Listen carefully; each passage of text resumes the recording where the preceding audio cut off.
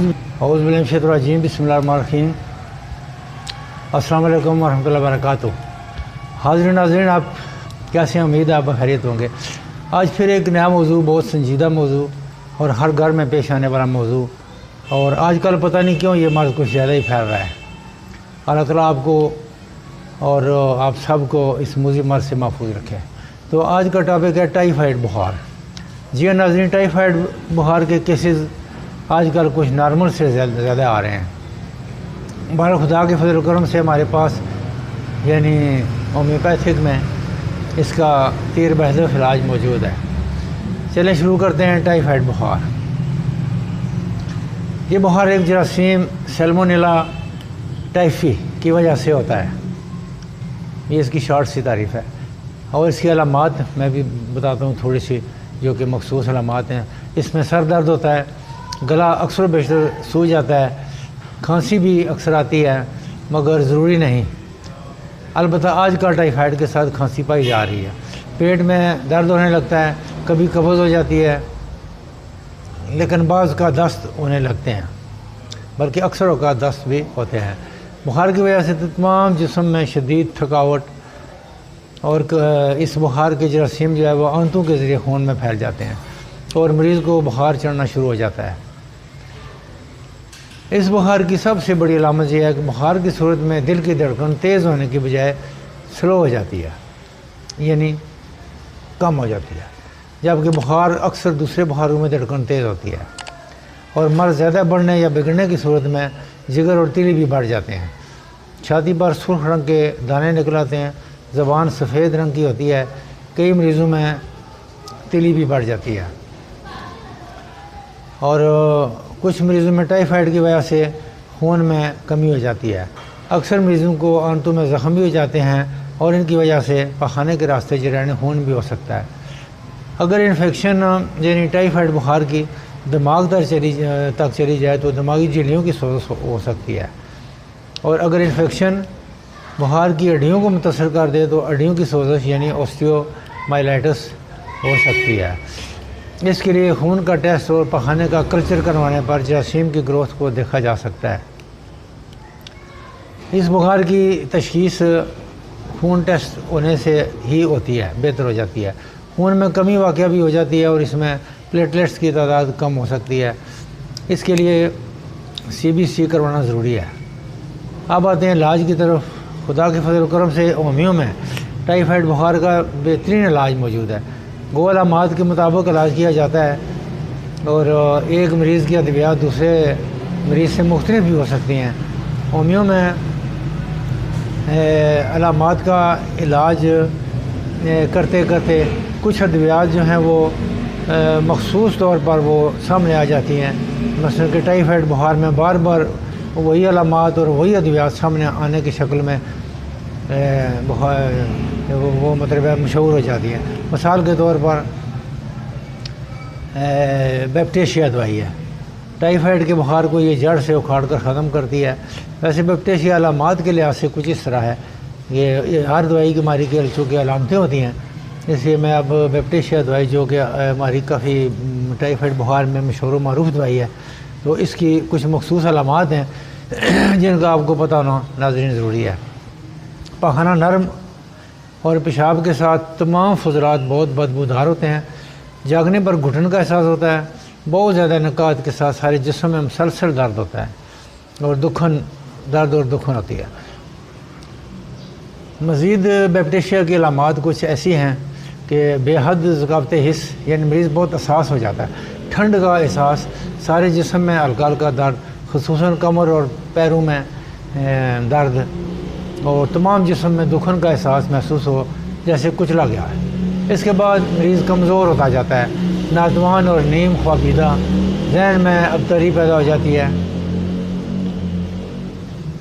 नातवान और नीम ख्वाबीदा, जहन में अबतरी पैदा हो जाती है।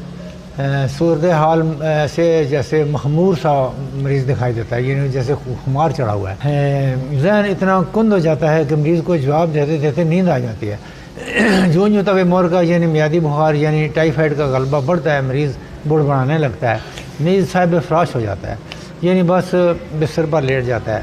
بیقراری میں ادھر ادھر کروٹیں بدلتا ہے، آنتوں میں خصوصاً چھوٹی آنت میں گڑگڑاہٹ شروع ہو جاتی ہے، یہ جگہ چھونے سے بھی احساس ہوتی ہے، بعد میں پخانے بھی آنے اور تمام فضلات پخانہ، پیشاب اور پسینہ انتہائی بدبودار ہوتے ہیں۔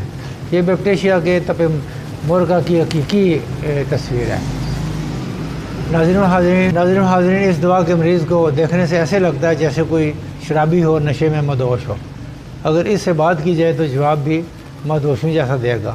ناظرین، یہ جتنا نقشہ میں نے کھینچا ہے یہ ٹائیفائڈ بخار کی علامات ہیں، اور اگر مریض میں اس طرح کی یا کافی حد تک اس طرح کی علامات پائی جائیں تو اس کی اول نمبر کی دوا جو ہے وہ بیکٹیشیا ہوگی۔ 10 قطرہ دن میں 3 تا 6 مرتبہ اور شدید کیسوں میں 8 مرتبہ بھی دے سکتے ہیں، یعنی تقریباً ہر 2 گھنٹے بعد 2 یا 3 گھنٹے بعد، اور افاقہ کے بعد دن میں 3-4 مرتبہ 1 پیالی پانی میں ڈال کر قطرے گن کر ڈالنے ہیں۔ کافی لاعلاج کیس ٹائیفائڈ بخار کے اس دوا سے خدا کے فضل و کرم سے ٹھیک ہوئے ہیں، اور مریض کو کوئی سائیڈ افیکٹ کے بغیر اس دوا نے تندرست کیا ہے۔ یہ دوا ان علامات میں سے چند علامات اگر مل جائیں تو ان میں بھی یہ دی جا سکتی ہے۔ ناظرین، یہ ہماری اتنی اعلیٰ دعا ہے کہ کئی طبی حضرات ٹائیفائڈ بخار کے لیبارٹری ٹیسٹ میں پازیٹیو آنے پر یہ دعا دے دیتے ہیں، اور اس دعا نے کبھی مایوس نہیں کیا۔ باقی علامات کے مطابق چند ادویات اور ہیں جن کا ذکر مناسب ہوگا، مثلا برایونیا ہے، روسٹاکس ہے، آرنیکا ہے، جرسیمیم ہے، ایسڈ میور ہے، آرسینک البم ہے، ایسڈ فاس ہے، لیکسز ہے، کاربوویج ہے، ایپس ہے، فاسفورس، اوپیم، سٹرامونیم، سلفر وغیرہ ہیں۔ تو ان ادویات میں سے کوئی ایک دوا علامات کے مطابق دی جا سکتی ہے، اور لیکن یہ صرف ڈاکٹر صاحب کی نگرانی میں ممکن ہے۔ ناظرین، میں نے بہت سے مریضوں کو صرف بیکٹیشیا کے سے تندرست کیا ہے اور انہیں اللہ کے حکم سے شفا ملی ہے، لیکن اس کے ساتھ میں ایک اپنا ارسینک کی خوراک صبح، پیروجینم 200 کی خوراک دوپہر کو، اور ٹائفوڈینیم 200 کی خوراک رات کو دے کر میں نے شاندار نتائج حاصل کیے ہیں۔ بے شمار ٹائیفائڈ کے مریض تندرست ہوئے۔ میں دوبارہ یہ ذرا بتا دیتا ہوں کہ بیکٹیشیا کیو 8-10 قطرہ 4 تا 8 مرتبہ پانی میں ڈال کر ہر 3 گھنٹے بعد مرض کی شدت میں، اور مرض کی شدت کی نوعیت جب کم ہو جائے، یعنی بخار ٹوٹ جائے، ہلکا ہو جائے، مریض بہتر ہونے لگے، تو بے شک پھر دن میں 4 مرتبہ کافی ہے، صبح دوپہر شام رات، لیکن پہلے آپ ہر 3 گھنٹے بعد بیکٹیشیا کیو دے سکتے ہیں۔ اب آپ نے پاکستانی لینا ہے یا جرمنی کا لینا ہے، بہتر ہے کہ بیکٹیشیا کیو جائے جو یہ جرمنی کا لیں۔ اور دوسری جو ادویات میں نے بتائی ہیں، صبح آرسینک 200 اور دوپہر کو بیکٹیشیا 200 اور شام کو ٹائفوڈینیم 200۔ یہ ایک خوراک صبح، دوسری دوائی کی دوپہر، تیسری دوائی کی شام کو دینی ہے۔ اور اگر بخار ٹوٹ جاتا ہے 4-5 دن کے بعد تو پھر ایک دوائی آج دینی ہے، دوسری کل، تیسری پرسوں۔ ان 3 ادویات کس طرح دینے ہیں یہ آپ کی مرضی ہے، چاہے قطرے لیں، 5-5 قطرے بھی لے سکتے ہیں صبح دوپہر شام، اور اگر قطرے نہیں تو کسی ڈاکٹر صاحب سے آپ گولیاں بنا سکتے ہیں، وہ آپ کو گولیاں بھی اس دوائی کی بنا کر دے دیں گے۔ یہ جو 3 دوائیاں ان کی گولیاں بن جائیں گی، لیکن جو قطرے اپنا بیکٹیشیا کے ہوا ہے وہ صرف قطروں کی شکل میں لینی ہے آپ نے۔ تو امید ہے آج کا پروگرام، ناظرین، آج کا پروگرام جو کہ ٹائیفائڈ بخار پر مبنی تھا، آپ کو پسند آیا ہوگا۔ دعائیں جو ہیں بچوں کی پہنچ سے دور رکھیں، اور دعا ڈاکٹر کے مشورہ سے استعمال کریں۔ مجھ سے آپ کسی وقت بھی رابطہ کر کے رہنمائی حاصل کر سکتے ہیں۔ ڈاکٹر قاضی محمد افضال الحق صدیقی کو اجازت دیں، اور اپنا اور اپنے پڑوسیوں کا خیال رکھیے۔ Your friends is your neighbour, اور اپنی صحت کا خیال رکھیں، اور جوان جو ہے وہ جوگنگ اور ایکسرسائز کریں، اور اتنا سٹیمنا ضرور بنائیں کہ اگر فوج اور پولیس میں بھرتی ہونے کے لیے دوڑنا پڑے تو دوڑ سکیں۔ آج کل 100 جوان دوڑتے ہیں تو 8 بے ہوش ہو جاتے ہیں، لہٰذا صحت کا خیال رکھیے اور اپنا سٹیمنا بڑھائیے۔ ناظرین، میں صبح 4 کلومیٹر تک ماشاءاللہ واک کرتا ہوں اور مجھے سانس نہیں چڑھتا۔ سگریٹ چھوڑے ہوئے مجھے 20 سال ہو گئے ہیں۔ اللہ آپ کا حامی اور ناصر ہو۔ امید ہے آپ نے لائک اور شیئر کیا ہوگا اور سبسکرائب کرنے کے بارے میں سوچ رہے ہوں گے۔ سوچنے والی کون سی بات ہے، میں آپ کے لیے قیمتی وقت نکالتا ہوں اور آپ سے نالج شیئر کرتا ہوں۔ تو پاکستان زندہ باد، اللہ حافظ۔